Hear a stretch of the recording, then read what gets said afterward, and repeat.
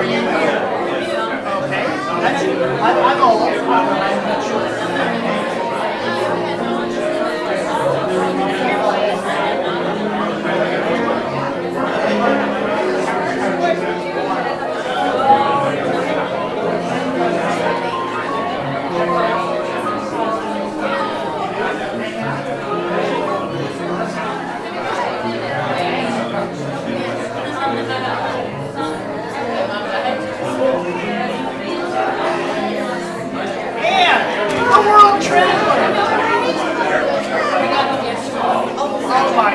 And you're here?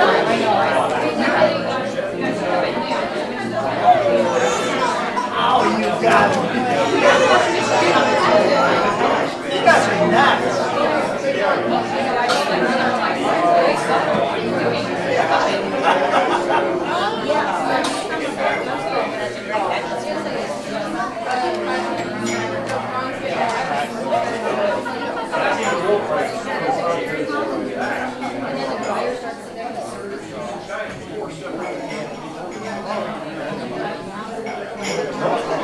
Uh-oh, she's becoming Catholic.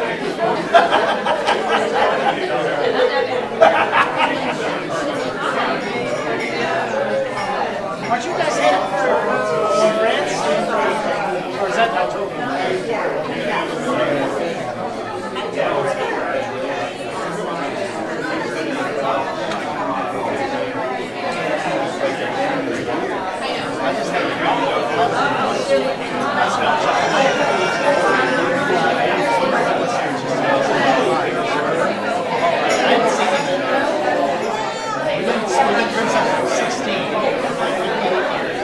I've seen him 3 times. The last one.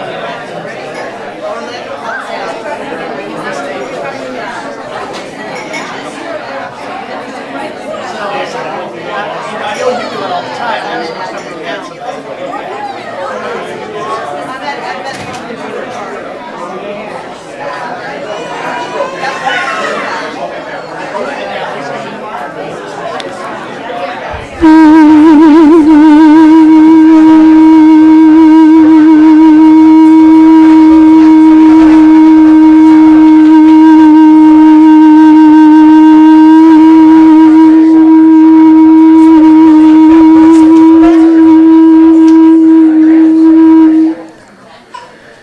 How long can you hold your breath? Depends on the quality of the balloon. Good morning. Welcome to the Unitarian Universalist Fellowship. My name is Paula. My pronouns are she and her and hers and everything else. And I'm going to be your service leader this morning. So join us as we settle into our shared sacred space, and we'll turn off all of our telephone ringers. You can keep the rest of it on if you like.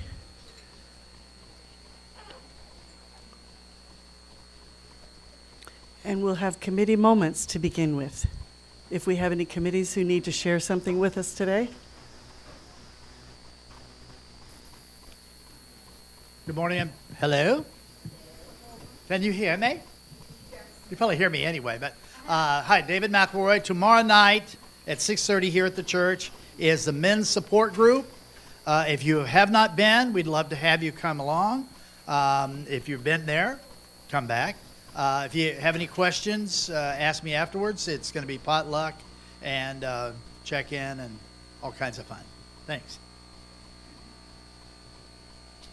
Hey there, Allison Mintelborg. Today is the day. After service, we are having our dual baby shower for Mallory and Edith. So there will be some light food. It's not a full meal or anything, but some cute cookies and cupcakes and yeah, tons of awesome stuff. Right after service, we're going to be flipping this room. Whoever can help with setting up tables, that would be amazing. There is a balloon arch that's going to be coming in here. So if you hear popping, it is balloons. Okay? John got pretty freaked out yesterday when a balloon popped in his hand. So I'm warning you now. I'll remind you again, likely, but that's going to be happening right after service. But yeah, we really would love anyone who is able to stay. It's going to be a good time. All right, thank you. I'm Anne. I'm not sure what I'm representing right now, but when you take a moment to see a lovely table that's in the conference room now, and Roberta Lerman and Harvey have donated a lot of funding for that work in that room, as well as to change out the sofa and the chairs that are in the library side. So to that end, if there is anybody here who would be interested in that current sofa that's in there, it's very heavy, but it's actually comfortable. I've actually slept on the bedside of it before for women's retreat years ago.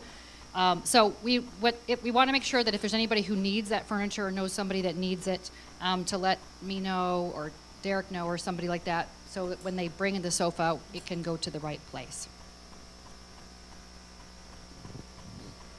Jill Vita for Women's Group. We're meeting the 4th of October. We're going to be putting together centerpieces for the tie-dye party for the Pride Parade. I'm actually not going to be there because I'm going to be in Boca, but Lindsay will be coordinating that, so you can see her for more information. She said to bring staplers and something else, but scissors, thank you. Barry London. We have succeeded in raising the funds that were necessary to have a new plaque in the Memorial Garden. I want to thank everybody. And also, if you have a loved one whose ashes are there and we don't have their name up on the plaque, and if their ashes are in the Memorial Garden, please let me know, because we're going to plan the new plaque and we need the names for that purpose. Thank you. Hey guys, Derek, Facilities and Grounds. A quick shout out to the small group of folks who did a crap ton of work yesterday. Lorraine and Joey and Jason, and cleaning up the Memorial Garden really looks great, and all the grounds outside, so thanks a ton. Here's the list of all the stuff they got done. It's pretty impressive for 4 people. And I was supposed to mention that the mural is finished. It looks really cool, so if you haven't checked it out, it's on the back of the building, and give it a quick look. Thanks. Hi, Lori Hospitality. So the first thing is that October 13th, the men's group is hosting an Oktoberfest.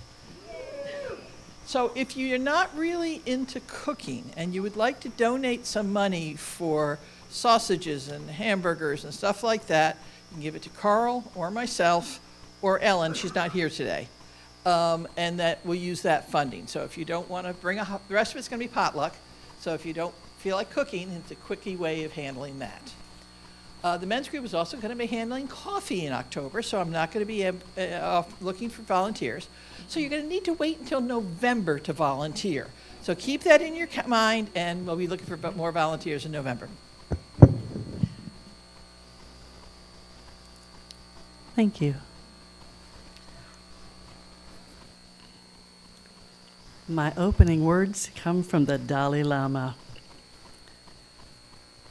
He said, "Peace in the world depends on peace of mind, and peace of mind depends on an awareness that all human beings are members of a single family, despite the variety of beliefs, ideologies, political and economic systems.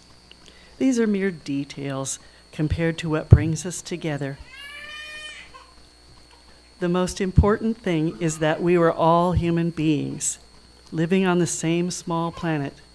We all need to cooperate with each other, both individually and between states, if only to ensure our survival."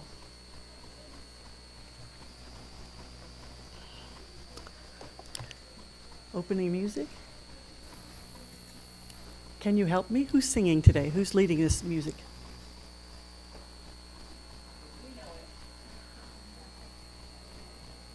Okay. Please stand. Put a lot of air underneath your singing voice.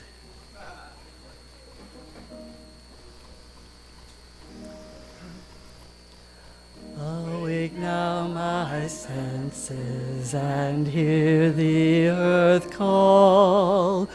Feel the deep power of being in all. Keep with the web of creation your vow, giving, receiving as love shows us how. Wake now, my reason, reach out to the new. Join with each pilgrim who quests for the true. Honor the beauty and wisdom of time. Suffer thy limit and praise the sublime. Wake now, compassion, give heed to the cry. Voices of suffering fill the wide sky. Take as your neighbor both stranger and friend, praying and striving their hardship to end.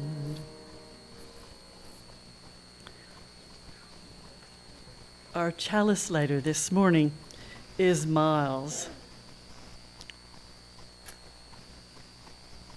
He'll come up here in a second. Miles's pronouns are he and him. He's 6 years old, and he had a wonderful time having a sleepover with his grandmother. Not everybody gets to do that. I wonder if she'd let me come. In the light of truth and the warmth of love, we gather to seek, to sustain, and to share.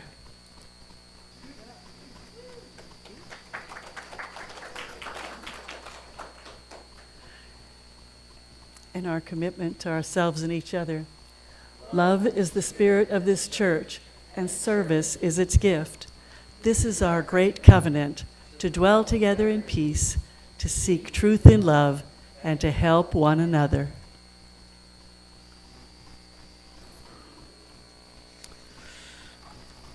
And so I welcome also our guests today. I see you, new people. Welcome, welcome. Notice that we have, if you've been watching us online, you'll notice we've got different kinds of speakers. Secular speakers, religious speakers, people caught in between, who knows. And so you need to come a number of times to enjoy the depth and the breadth of this, and know who we really are and all of our layers and complexity and diversity. This is a good place to plant your roots and also to spread your wings. In this congregation, we share joys and concerns with each other. It helps us to know each other on a deeper level. And joys that are shared feel multiplied and grow, and challenges that are shared are more easily borne. They feel divided. So if you have something you'd like to share, come on up, or I can bring the mic to you.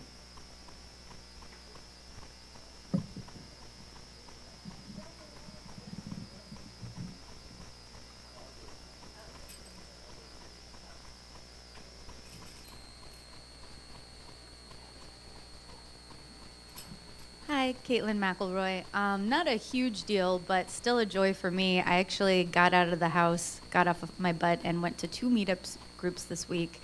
I'm really, with my anxiety, I'm trying to be more social. So I went to a writing group, and I need to pick some people's brains about how the heck you write, because I know how to write, but I don't know how to like plot or draft. I have no idea where I'm going with this short story. So, and then I also went to a painting group, and I haven't painted in forever. So if anybody's bored, there's a painting group on Thursdays and a writing group on Tuesdays, and I can tell you more about it. But yeah, if anyone's ever lonely or bored or feel like they need to get out of the house more, Meetup is just such a great untapped resource, website, and app. So anyway, I'm just proud of myself for that, because it's been a while since I got out of hermiting.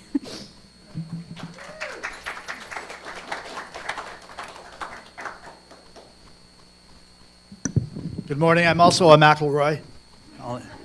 I have three kind of joys that are all creative. Last week I was honored in a film as a nomination, not win, but a nomination for Best Supporting Actor for a short film that I did. And in fact, the film thank you. It was called What About Paris? And every person, including all the cinematographers, the directors, everyone was nominated. And not one of us won. But it was still great, and we got a lot of good feedback. The second creative thing is that my wife Marilyn is doing The Odd Couple out at Ice House. I put a flyer up if you're interested. It goes through October 6th. And the final thing is I have been working on a screenplay called Jorro's younger brother. I actually did a little reading of it here years ago.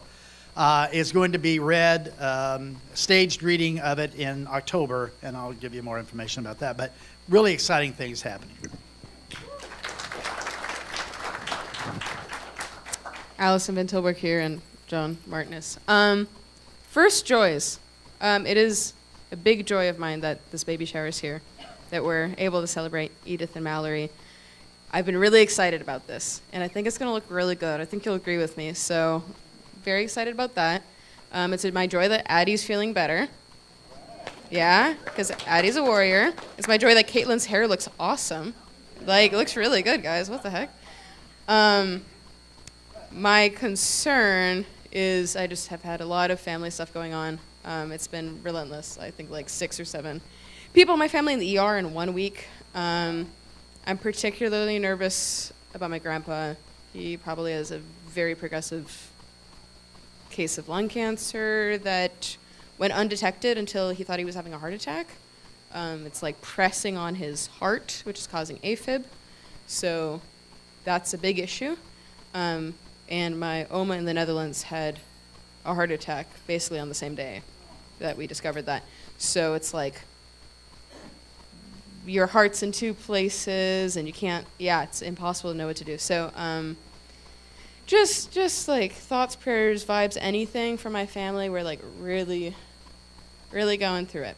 So yeah, do you have anything to add? We got a new car. Oh, we got a new car. That is a joy too. Yeah. It's a sandwich, you know. Yeah. I went outside today.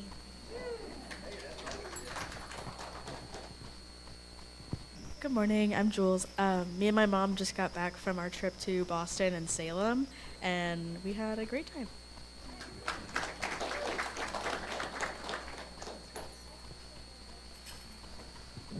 Good morning. I think it's a joy, is that I am no longer a permanent sub, and all of my paperwork went through, and I am officially an OCPS teacher at Boone High School. Thank you.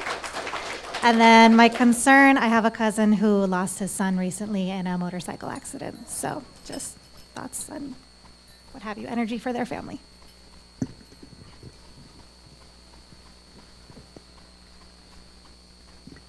My joy is the baby shower.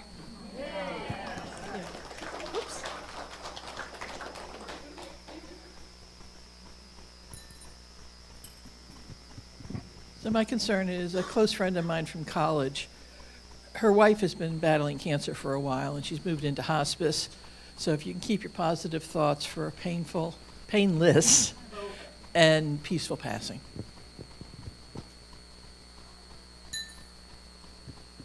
Margie from membership. My joy is that we get to finally officially welcome Dante into the congregation.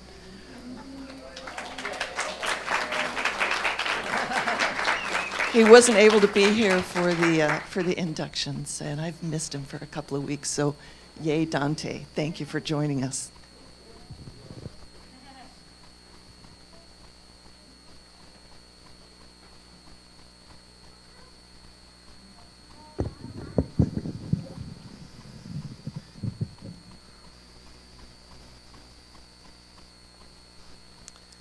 Do we have a time for all ages?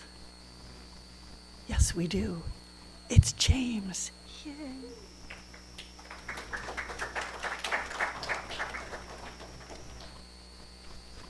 Hello. Hello, everyone. This always throws me off when it's like a slightly different volume than the last time I was on. So I have a story for you guys today. So if anyone would like to come up and volunteer to help act it out, I welcome you up right now. Awesome, Miles. Hello, Addie. Caitlin, awesome. Oh, we got more. Awesome. Okay. Everyone, excuse me while I go ahead and do the casting right here. Okay. So, we've got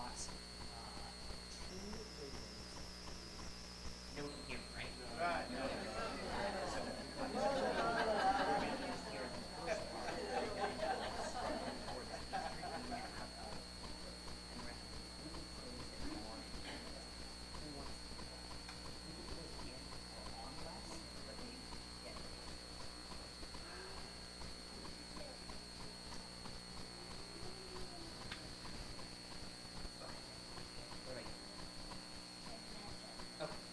You guys good with being that awesome? Okay.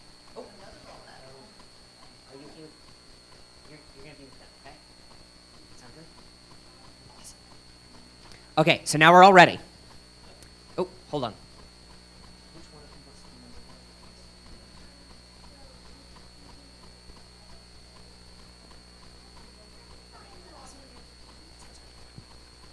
one? Okay. Once upon a time, in a land far, far away, there lived a crow. That's crow number one. Now, this crow was flying along one day, looking for something to eat, when what did it spy but a delicious pastry that some human had dropped in the grass? Oh, it is my lucky day, thought the crow. That looks delicious. And so the crow swooped down to grab the pastry. Well, it just so happened that there was another crow, crow number two, flying by at the same time, and that crow had also spotted the pastry and swooped down to get it. Both crows landed at the pastry at the same time. Here, I'm going to make this the pastry. There's the pastry. This is my pastry, said the first crow. You go find your own. No, it's my pastry, said the other crow. You go find your own. It's mine. No, it's mine. And with that, the two crows started to struggle for the pastry, batting their wings and pecking. This went on until the two birds were exhausted and could barely move for tiredness. Just then, a group of other crows, all working together, swooped down and flew away with the pastry.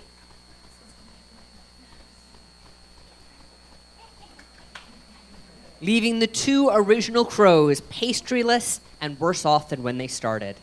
Thank you, everyone.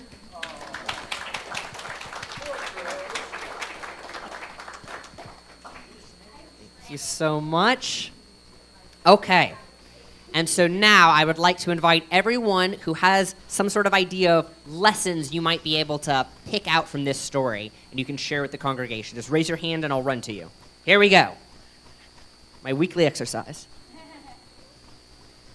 It's better to cooperate than to fight. I think that is generally a good lesson in life. Here we go.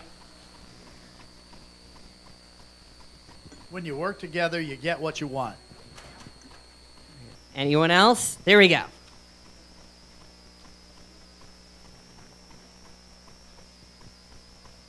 Teamwork makes the dream work. I love it when they rhyme. Oh, excuse me. Thank you. If you drop your pastry in the grass, there's going to be trouble. Thank you. Anyone else? Well, thank you, everyone. I hope you enjoyed the story and enjoy the rest of the service.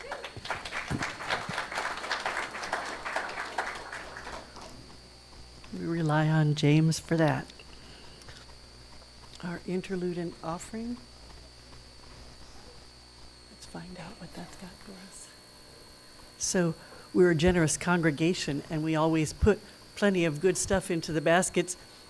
And 40% of what goes in there goes to local charitable organizations that are trying to do good work in this community. And in this case, SALT is an organization that provides shower space and laundry space for people who have no homes. It's a very huge blessing to be able to get a shower when you don't have a house. So your contributions are much appreciated.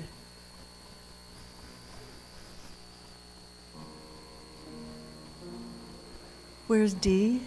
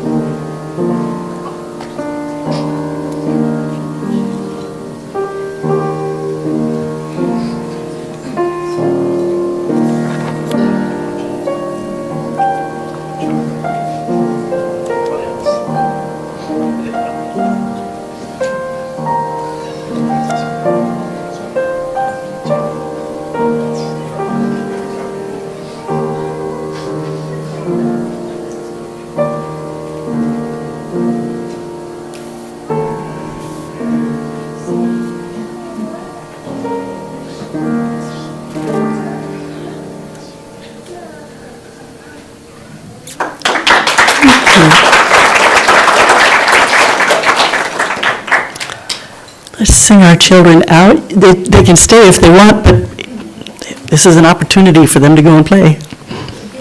We love you and bless you and send you on your way.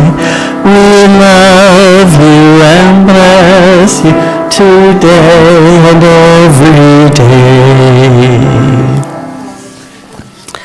Our speaker this morning is Jocelyn Williamson, a long time free thinker. She believes in doing her own thinking. She doesn't need anybody to codify that for her. Thank you very much. She has a functioning brain, one of my favorite features, and part of the Humanists of Central Florida. So they're doing important work to protect our civil. You think ACLU is the only people working on civil liberties, and it's not true. Free thinkers and humanists worry about that too, so that we don't all have to pray to the same God when we go to school, because that's not what we went to school to learn. So she's here today to talk about that, and I, for one, am happy to see her.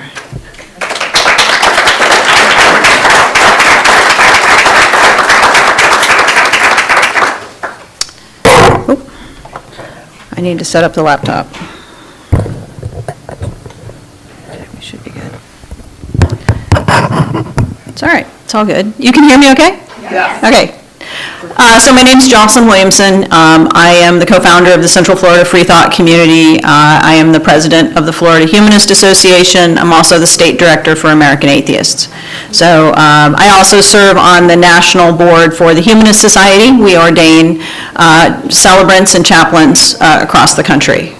So I do a lot of different things. I also have a full-time day job. But today I'm going to be talking about the separation between church and state and what's going on with our school boards. So I'm glad the kids aren't in here. It might not be the best conversation for them to hear.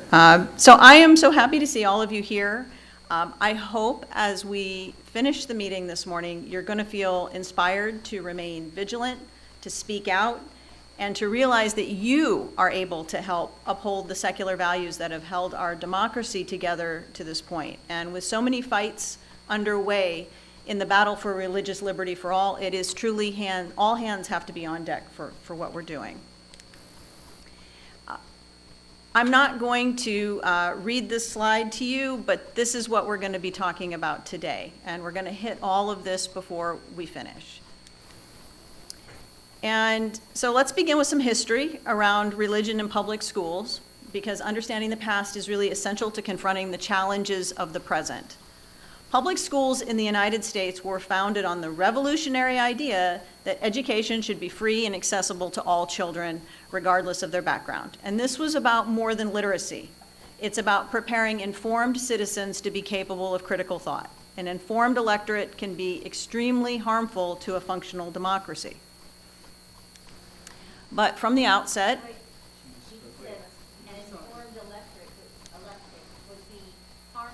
yes, would be extremely harmful to a functional democracy. Uninformed, sorry. No. And I'm going the wrong way on these slides. This is not intuitive. Sorry. You guys, thank you. Yes, you are listening, and I'm not used to a clicker that goes backwards. All right, and I'm having to do both clicks here. Okay, so we are in a situation where we want an informed group of people. From the outset, the inclusion of religion in public schools has been a source of conflict, right? In the 19th century, public schools were steeped in Protestant doctrine. Bible readings, prayers, hymns were commonplace, reflecting the dominant religious views of the time. But as waves of Catholic immigrants arrived, the tensions escalated. Catholic families objected to their children being subjected to Protestant teachings that conflicted and often disparaged their own traditions. I think you can see a couple doubters in that photo, so if you you can see the ones that'll be hard to indoctrinate. This friction led to the infamous Bible riots, a series of violent confrontations that revealed the dangers of intertwining religion with public education. The Philadelphia Bible riots of 1844 are a good example of this. I mean, imagine how long this conversation's been happening, right? Where disagreements over which Bible to use in schools escalated into deadly riots, churches were burned, lives were lost. These events weren't even historical footnotes. They were warnings of what can happen. They underscored the fundamental fact that when state endorses one religion or sect over others, or even religion over non-religion, it picks favorites, right? It identifies second-class citizens, creates division, undermines the very fabric of a pluralistic society. And it does this in the most offensive way possible. It's with our children involved. Despite these protections, there are efforts on the part of what is appropriately called the Christian nationalists to erode these hard-won principles. The introduction of volunteer religious chaplains into our public schools is not a benign gesture. It is a calculated move. It poses a tangible harm to our students. It undermines the integrity of not just our education system, but our children's trust in public school system and its teachers and administrators. Chaplains under the Florida law are not required to have the same professional qualifications as licensed school counselors or psychologists, but apparently will be asked to address the very same issues as trained counselors and psychologists. Members of clergy eligible to participate in the program lack training in child development, mental health, and crisis intervention.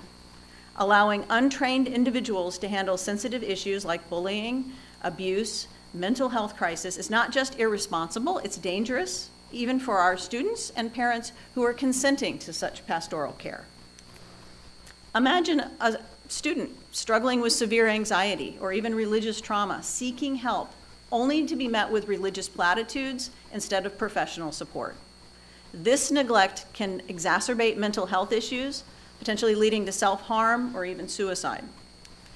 Religious chaplains can impose their personal religious beliefs and proselytize while in private consultation with vulnerable students who are in no position to challenge or disagree. In fact, the bill's sponsors rejected an amendment that would have prohibited proselytizing. They rejected it.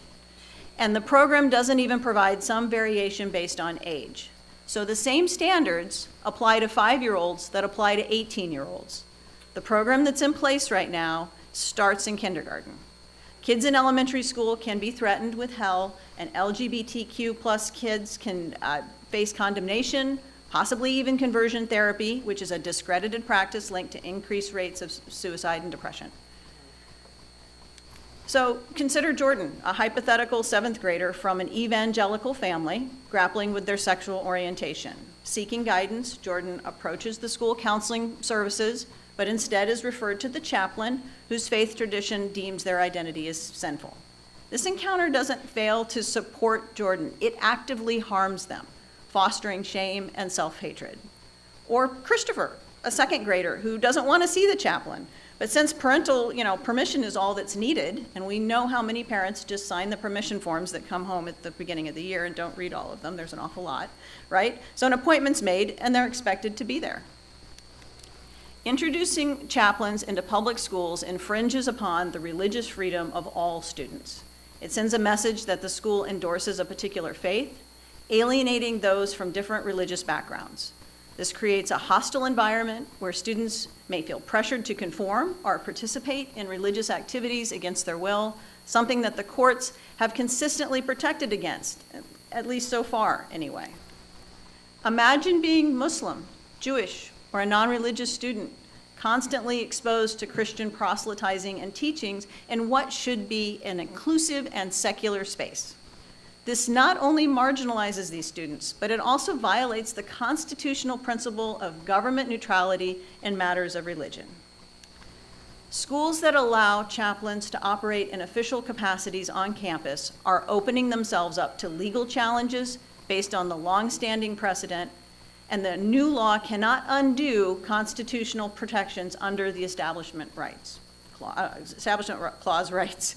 Litigation is going to be costly.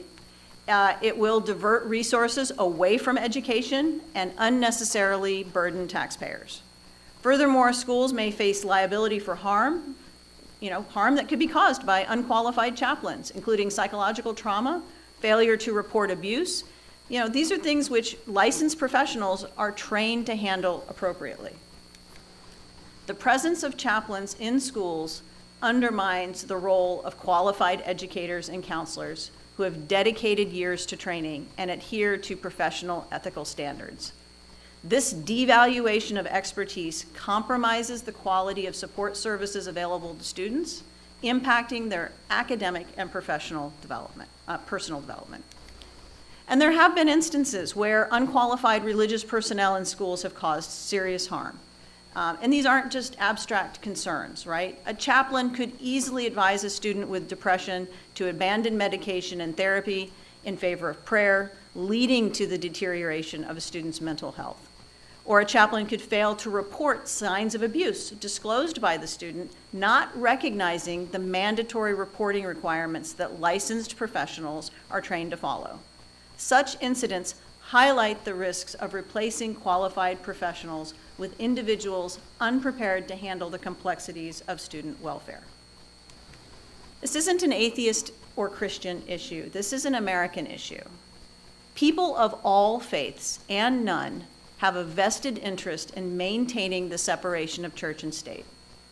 Because of this, over 300 chaplains from across the country have publicly opposed these measures, recognizing that their place is not in public schools, but in their respective religious communities. When the state endorses religion in public schools, it doesn't just infringe on the rights of the non-religious, it jeopardizes religious freedom for everyone, right? It's setting a precedent that could be one day be used against any faith that falls out of favor with those in power. One of the most impressive things about advocacy on this issue is that we're working with the largest coalition of groups we've ever been a part of. We don't have to agree on everything except the issue at hand to share power with those who are willing to advocate alongside us. We have joined forces with faith groups at the state and national level who are committed to upholding the separation of church and state. We all understand that the religious freedom flourishes when the government remains neutral on the matters of religion, and there's strength in numbers. We need to work together, all of us. A united front is more difficult to ignore or dismiss. Let's take a quick sidebar and talk about the school chaplain discussions here in Central Florida. Each year, the Florida legislature passes one or more laws that take significant swipes at the Establishment Clause, and the 2024 session was no different. The school chaplain bill, House Bill 931, originally called for all 67 Florida school boards to have an up or down vote on the program, basically creating a religious test. Fortunately, this was actually removed from the bill, and the final version, signed by the governor in April, did not require county school boards to vote. So we're hoping most of them will just ignore this because it is a completely voluntary program. If schools decide to actually have a program, they must do a few things that the law requires. They need to decide what services they will provide, publish a list of chaplains and their religious affiliation, if any, require parental consent, and complete a background check on each candidate. That's it. No training requirement, no chaplain certification, no ordination, no requirement that the student also consents. All those protections were actually proposed by other people, other legislators who were denied, and then they were denied by the bill sponsors. They even decided not to prohibit proselytizing or coercion as a proposed amendment to the bill. The final bill passed 28-5 in the Senate and 89-25 in the House back in March. In fact, Governor DeSantis decided to come to Osceola County High School in April to sign the bill. The superintendent was even there to witness the signing and be part of the photo op. He's on the far left side in the light gray suit. Beginning in June, more than a dozen faith and non-faith organizations have come together to oppose this bill.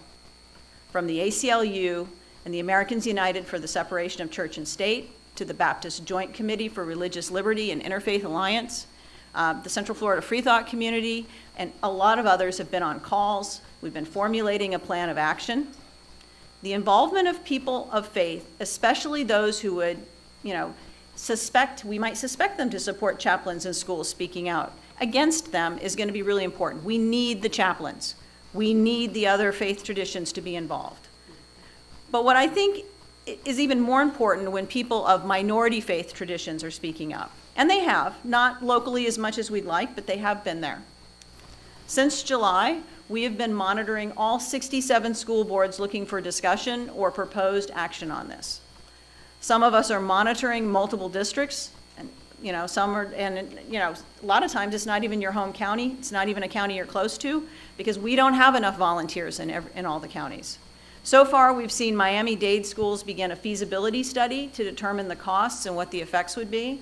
No word on that. Marion County was planning a discussion for September, but we haven't seen it on the agenda. But maybe what happened in Osceola, we're hoping, has slowed them down a bit. In Osceola, we don't know why the district staff generated a chaplain policy, but one was provided at an August meeting along with dozens of other policies as part of a complete package. Fortunately, our school board monitor, school board monitor, saw this. We were able to get an email campaign stood up and begin public comment at the meeting. That allowed the policy from that first meeting to be pulled out of the vote with a 3-2 margin. And by the way, the stories that are listed on here, the dates may not align with the specific meeting. There's been a bunch of meetings and a bunch of articles. In the discussion after that, a, quote, proud conservative school board member, John Arguello, who has, I will say, simply wreaked havoc on the body since he's joined the board in 2020, he took up the fight. He displayed the usual religious platitudes, peppered it with a lot of disdain for his fellow school board members, and promised to bring it back to discussion at the next school board meeting. He and the DeSantis appointee on the board were the two in favor of passing this policy. The second time this came up, we actually had more time to prepare. We mounted a pretty good team of speakers. We had about 6 from the Central Florida Freethought Community, 5 people from the Voices of Florida, which is a progressive activist group. Our friends from the Satanic Temple were there. Lucian Greaves and Orpheus Gar actually flew down from the Northeast to speak. Even our Interfaith Council board chair, Rabbi David Kay, he was there and he spoke. I know of at least 5 Christian clergy members who wrote the board and asked them not to pass this policy. Again, working together. Member Arguello, who I mentioned here before, was his regular horrible advocate on the issue. By the way, he has chosen not to run again. He actually launched a failed bid for the State House, and he lost the primary in August, so he actually only has a few more meetings left before he's gone, yes. But again, 2 weeks later, we saw John Arguello. He asked the board to consider sending it to committee for consideration. Fortunately, though, about 10 Christians came to speak on the proposal. And I say fortunately because the absolute best case scenario happened here, beginning with the unconstitutional opening invocation. School board meetings shouldn't have opening prayers. I'm not going to talk about that, but that's how it should be. This extremely divisive invocation included themes of damnation and conversion. And I'm going to read some of the invocation they gave. We, quote, we ask that those who do know your name, they are washed in the precious blood of Jesus Christ. It goes on. Let each board member have holy terror when they see Jesus through your mercy bring conviction to their souls. Tonight, a great awakening has gripped our school board and revival is coming to our schools. We not only pray, but we declare that Jesus Christ is Lord of our school system and his holiness will reign supreme over our county. That was the opening, and you can imagine how the other people were speaking. The invocation and many of the speakers who came to make the case for chaplains instead made it absolutely clear that the inclusion of religious voices in secular spaces was a mistake. Again, the same vote occurred, this time without the DeSantis appointee, so it failed to pass once again. No board meeting is scheduled for this week, but we'll see how it goes in the future. We are actively monitoring this. And with just a few meetings left before Arguello is off, he's probably going to get desperate because he's running out of time. And there was a lot of coverage about this in the local media, from print to TV to radio. I think there's a really good video. I recommend it if you're interested in getting a video summation of this. You can check it out. It was created by the friendly atheist, Hemet Mehta. You can grab that with your phone. I can give you a moment to take a look at that. Save it for later. A little light listening.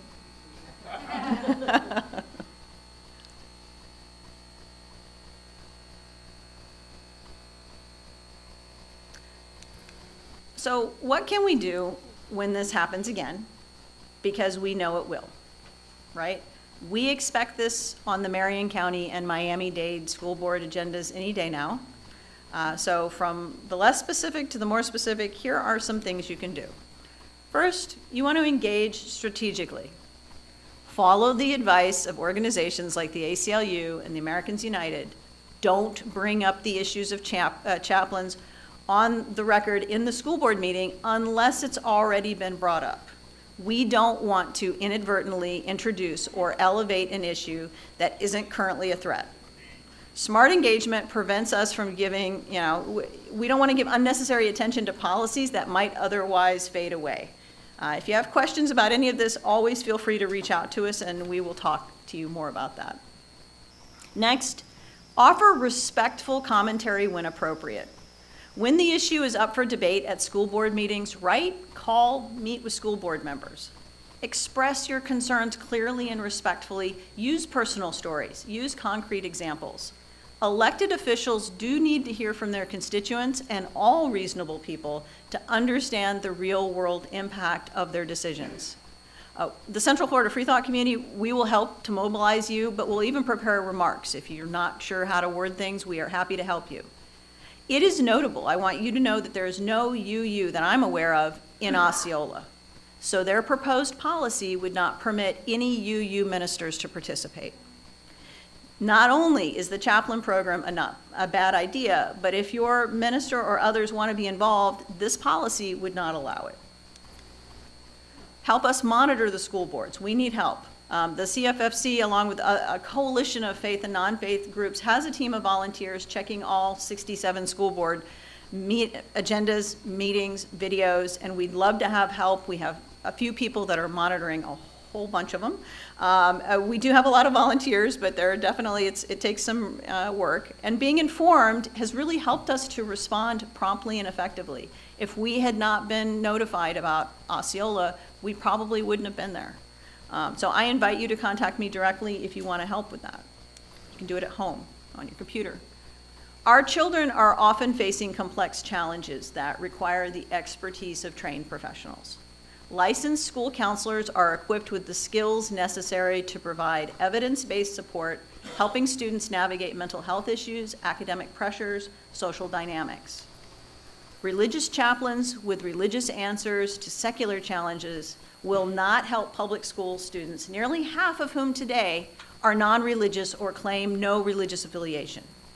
Inserting religious solutions not only risks violating well-established constitutional principles, but also endangers the well-being of students by replacing qualified professionals with well-meaning people who simply lack necessary training and often carry a personal religious agenda.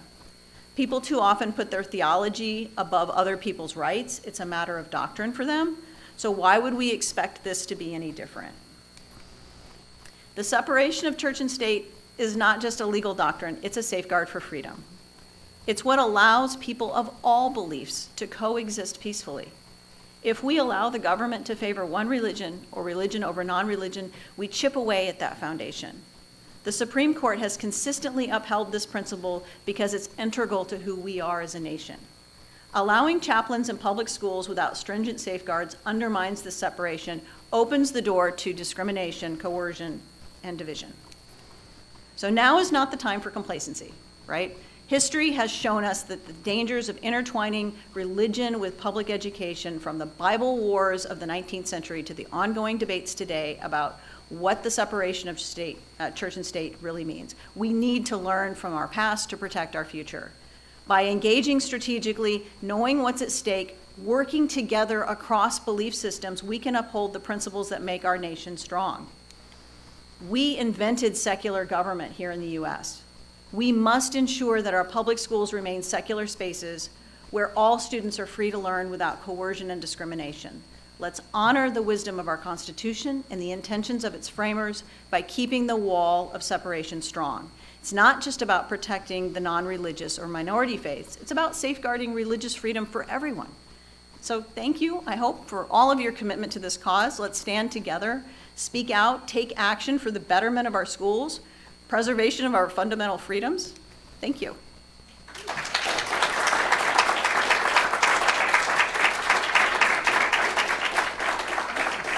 Yes.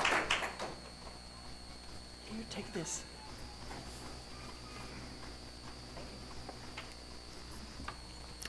Wow. Is she good or what?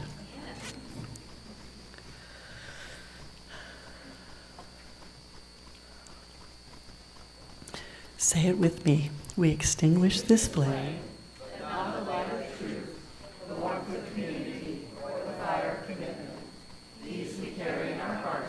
Until we are together again. And we have some closing music.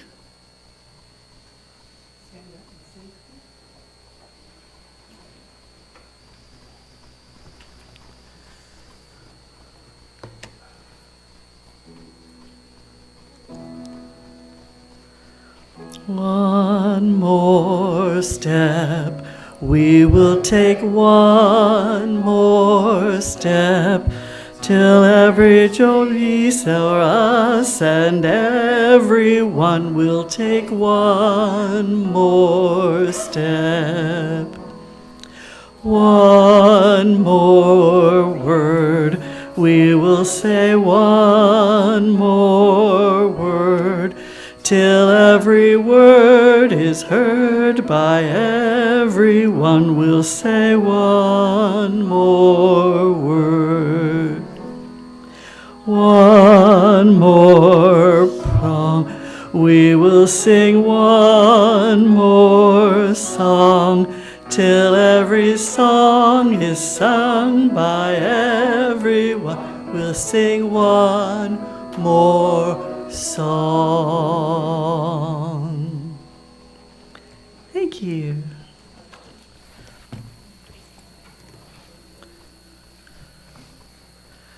My closing words also come from the Dalai Lama. I've been reading some more of his stuff and I like it.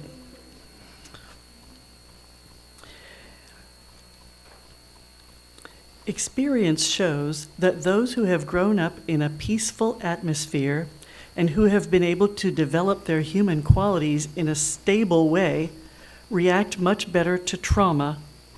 Conversely, those who have come from backgrounds of conflict and violence usually react in a negative way and take longer to recover. And I love the way that we are creating a little space here for people to grow in healthy and safe ways, and for other people to recover from some of the hurt that's happened to them. We do that here. Yeah. And our postlude.